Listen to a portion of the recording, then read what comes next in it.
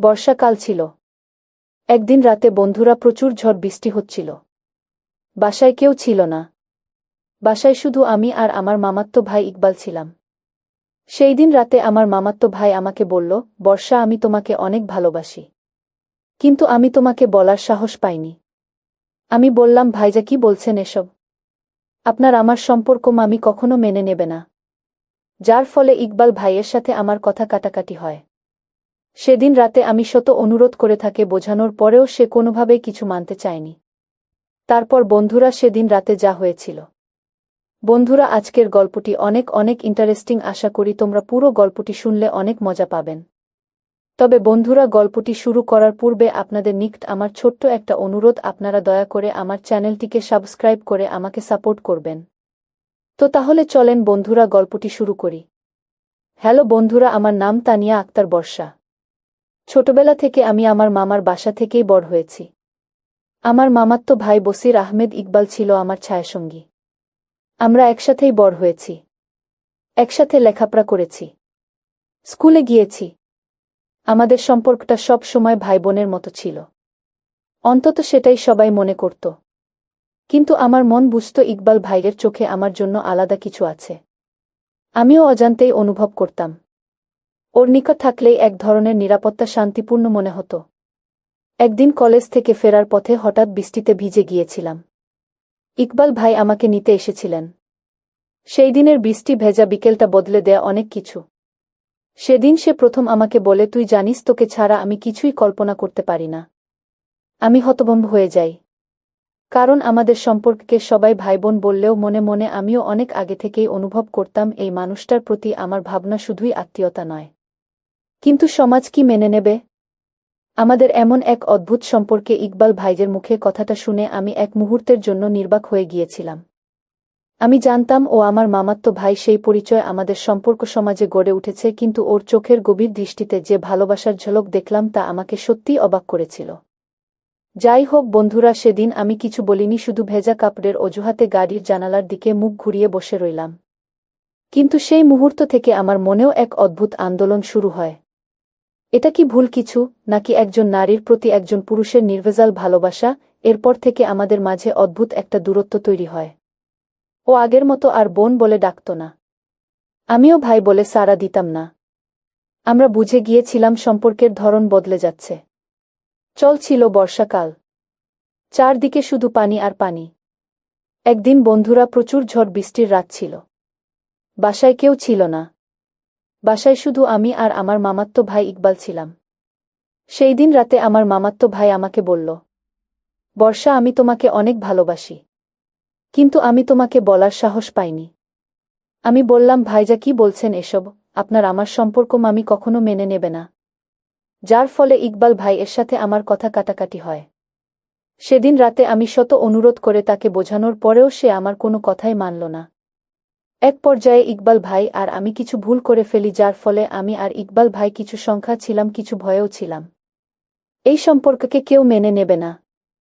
একদিন আমি সাহস করে বলেছিলাম, ইকবাল ভাই, এটা যদি সত্যিই ভালোবাসা হয় তাহলে আমাদের আগে নিজেদের প্রশ্নের উত্তর খুঁজে বের করতে হবে।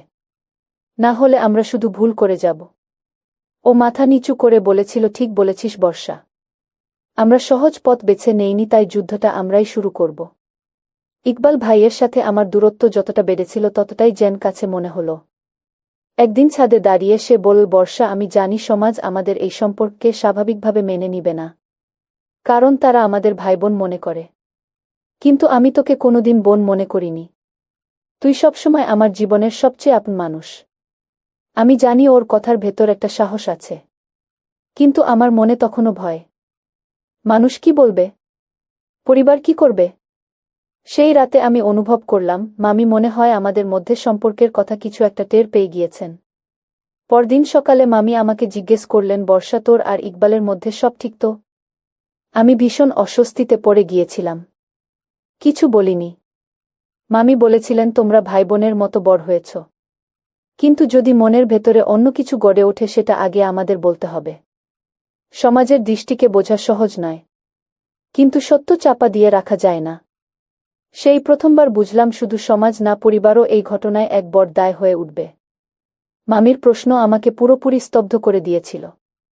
আমি জানতাম যদি সত্যি কথা বলি তাহলে শুধু নিজের না ইকবাল ভাইয়ের জীবনকেও জটিল করে তুলব। আবার যদি মিথ্যে বলি তাহলে নিজের মনকেই ধোঁকা দেব। তাই আমি চুপ থেকেছিলাম। মামি এক দৃষ্টিতে তাকিয়েছিলেন, হয়তো তার চোখেই একটা উত্তর খুঁজছিলেন। সে রাতেই আমি ইকবাল ভাইকে বলেছিলাম, তোমার সাহস আছে কিন্তু আমার নেই। আমি এখনো ভয় পাই। ইকবাল মৃদু হেসে বলেছিল, ভয় পাস না বর্ষা, আমি আছি। কিন্তু সময় যেন থেমে থাকল না। আমাদের বন্ধুত্বপূর্ণ সম্পর্কের রূপান্তর চারপাশের মানুষদের চোখ এড়ায়নি। পাড়ার একজন আত্মীয় একদিন সোজা এসে মামিকে বলেছিল, বর্ষা আর ইকবালের মাঝে কিছু চলছে নাকি? দুজনকেই যেন এখন আলাদা লাগে। এই কথা যেন আগুনে ঘি ঢেলে দিল মামি। তখন আমাকে ডেকে বললেন, তুমি যদি সত্যি কিছু মনে করো ওর জন্য, তবে সেটা আমাদের বোঝাতে হবে। লুকিয়ে রাখলে কেউ মেনে নেবে না। আমি বুঝলাম এ লড়াই শুধু নিজেদের ভালোবাসা টিকিয়ে রাখার নয়, বরং একটা অদৃশ্য দেয়াল ভাঙ্গার। সেদিন সন্ধ্যাবেলা ইকবাল ভাই এসে বলল, বর্ষা, মায়ের চোখে আমি অপরাধী হতে চাই না। যদি বলিস আমরা চুপচাপ দূরে সরে যাই। ওর কণ্ঠে ছিল আত্মত্যাগের সুর। কিন্তু আমি ওর চোখে দেখেছিলাম ভেতরের কষ্টটা। আমি মাথা নাড়িয়ে বললাম, আমরা যদি দূরে যাই তাহলে কি মনটাকে দূরে পাঠাতে পারব? ও কিছু বলল না। আমার তখন অনেক কিছু মনে হচ্ছিল, সে অনেক কিছু ভাবছিল। তার সেই ভাবনা ছিল অদ্ভুত এক শক্তি, যেন পুরো পৃথিবীর বিরুদ্ধে দাঁড়ানোর সাহস। পরদিন আমি মামির সামনে দাঁড়িয়ে স্পষ্টভাবে বললাম, আমি ইকবাল ভাইকে ভালোবাসি। আমাদের সম্পর্কটা হয়তো প্রচলিত নিয়মের বাইরে, কিন্তু এটা কোনো পাপ নয়। আমরা একে অপরকে সম্মান করি, বুঝি, ভালোবাসি। মামি অনেকক্ষণ চুপ থেকে শুধু বললেন, তাহলে প্রমাণ করো এই সম্পর্কটা দায়িত্বের। সেই মুহূর্তে বুঝলাম শুধু প্রেম নয়, আমাদের সামনে দায়িত্বের এক বিশাল পর্বত, যার উপর চড়তে গেলে শুধু সাহস নয়, সময় ও ত্যাগও দরকার। মামির কথায় এক ধরনের শর্ত ছিল, দায়িত্বের প্রমাণ। আমি বুঝতে পারছিলাম কেবল আবেগ দিয়ে এই সম্পর্ক সমাজে প্রতিষ্ঠা করা যাবে না। আমি আর ইকবাল ভাই মিলে সিদ্ধান্ত নিলাম, আমাদের এই সম্পর্কের প্রতি সম্মান দেখাতে হলে আগে নিজেদের শিক্ষা ও অবস্থানকে শক্ত করতে হবে। ইকবাল ভাই আরও মন দিয়ে কাজকর্ম করতে শুরু করল। আমি লেখাপড়ায় মনোযোগ দিলাম। একে অপরকে একটু দূরে রেখে হলেও আমরা নিজের পায়ে দাঁড়ানোর চেষ্টা চালিয়ে গেলাম। এই সময়টা ছিল কঠিন। মানুষ নানা কথা বলত, কটু কথা ছুড়ে দিত।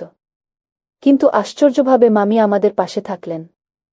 হয়তো তিনিও অনুভব করেছিলেন, ভালোবাসা যত অস্বাভাবিকই হোক, যদি তা দায়িত্বের ভিত্তিতে গড়ে উঠে তবে তার সম্মান পেতে পারে। ধীরে ধীরে আমাদের অবস্থা সমাজের চোখে অন্য এক মাত্রা নিতে শুরু করল। একটা অনৈতিক সম্পর্ক নয়, বরং দায়িত্ব, ধৈর্য আর সম্মানের একটি সংগ্রাম। ইকবাল ভাইয়ের চাকরিতে স্থায়িত্ব আসছিল, আর আমি আমার অনার্স ফাইনাল ইয়ারে উঠলাম। এই সময় আমরা মামির সঙ্গে বসে আবার আলাপ করি এবং ইকবাল ভাই বলেছিল, আমরা কোনো অন্যায় করিনি, আমরা সমাজের চোখে নতুনভাবে নিজেকে প্রতিষ্ঠা করতে চাই। মামি শান্ত গলায় বলেছিলেন, তাহলে প্রমাণ করো এই সম্পর্ক শুধু আবেগ নয়, এটা স্থিরতার প্রতিচ্ছবি। সেই কথার মধ্যেই যেন অনুমতির এক ইঙ্গিত ছিল। পরিবারের আরেকজন অভিভাবক চাচা একদিন বাড়িতে এসে আমাদের সম্পর্ক নিয়ে আলোচনা করেন। তার মুখে একটাই প্রশ্ন ছিল, তোমরা কি সারা জীবন এই সিদ্ধান্তের ভার নিতে পারবে? আমি চোখ তুলে তাকিয়ে বলেছিলাম, যদি আমাদের ভালোবাসা একে অপরকে সম্মান দেয়, তবে সমাজও একদিন মেনে নেবে। চাচা অনেকক্ষণ চুপ থেকে বলেছিলেন, তোমাদের যদি সাহস থাকে, তবে সংসার গড় সমাজকে বদলাতে হয় উদাহরণ দিয়ে। মনে হচ্ছিল ঝড় একটু একটু করে থেমে যাচ্ছে।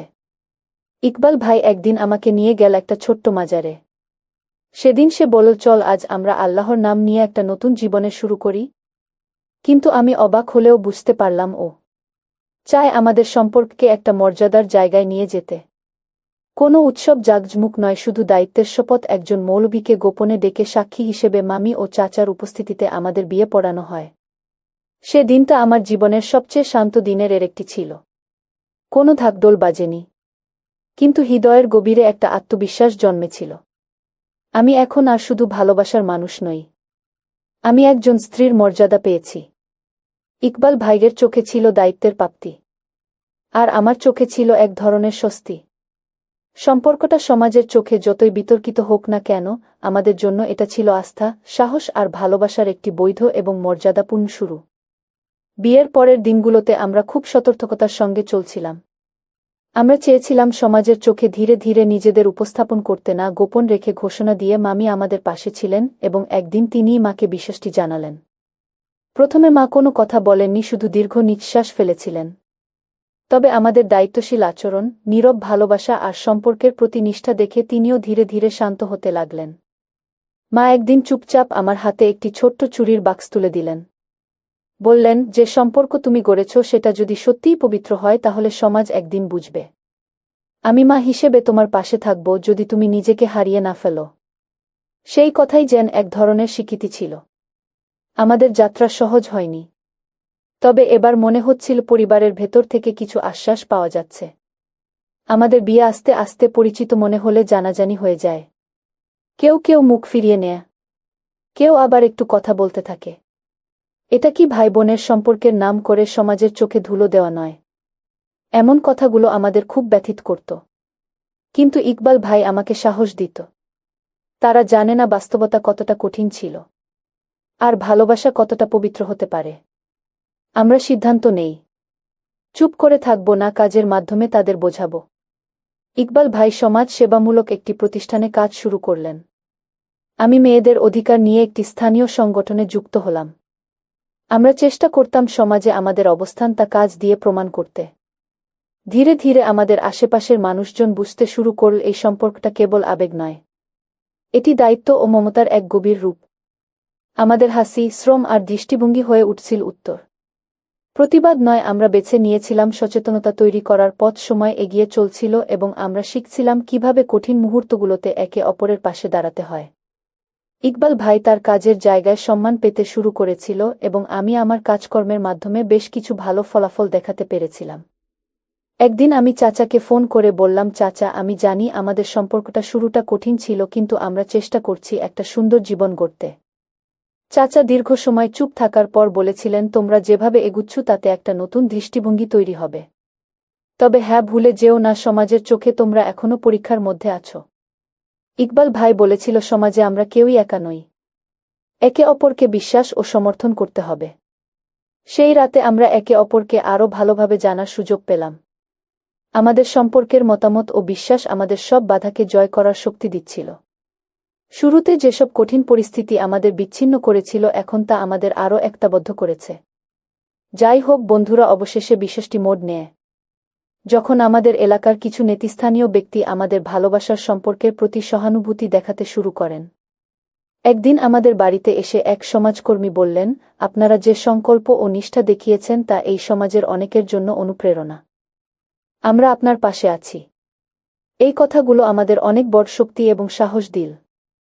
অনেক সময় সমাজের নেতিবাচক মনোভাব নিয়ে আমরা চিন্তিত থাকলেও এই আশার আলো আমাদের মাঝে এক নতুন প্রাণবায়ু যোগায়।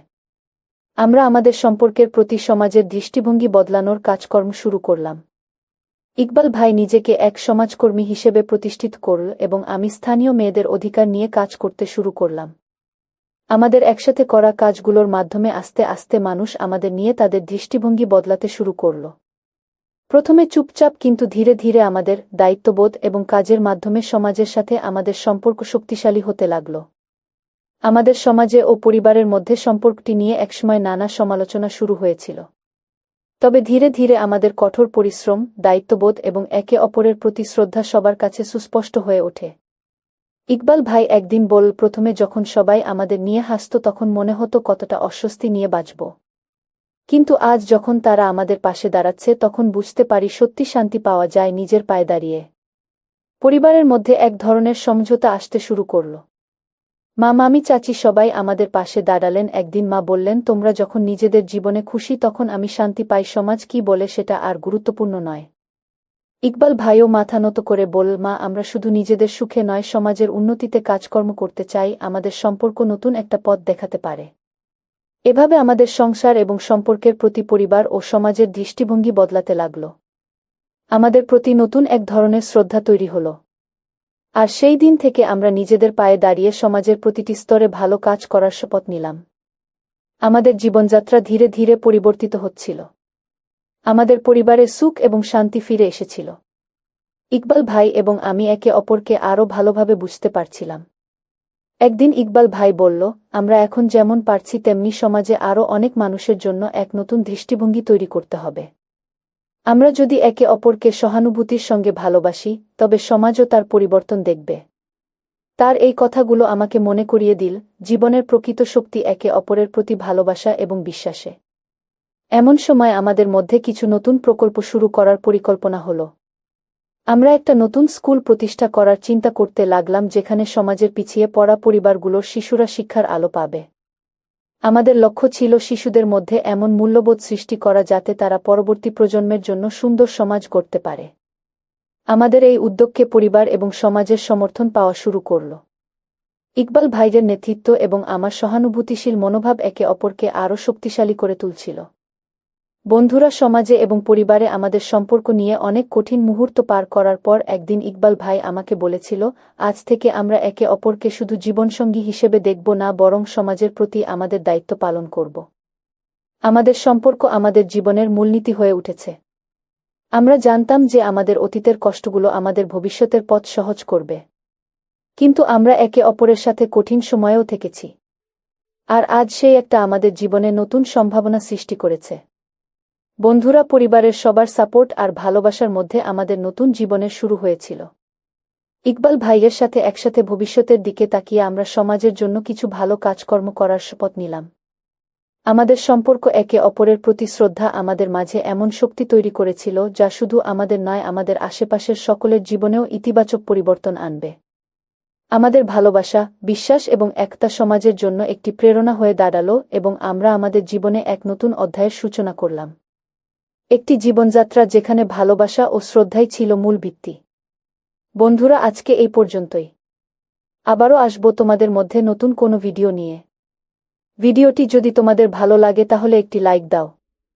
প্রতিদিন আমি আপনাদেরকে একটা করে নতুন গল্প উপহার দিব, তাই আপনাদের অনুরোধ করে বলছি, আপনারা যদি এরকম ধরনের ইন্টারেস্টিং গল্প পেতে চান তাহলে দয়া করে আমার চ্যানেলটি সাবস্ক্রাইব করেন। পরিশেষে আপনাদের সকলের সুস্বাস্থ্য কামনা করি। ভিডিওটি দেখার জন্য আপনাদের সকলকে অসংখ্য ধন্যবাদ।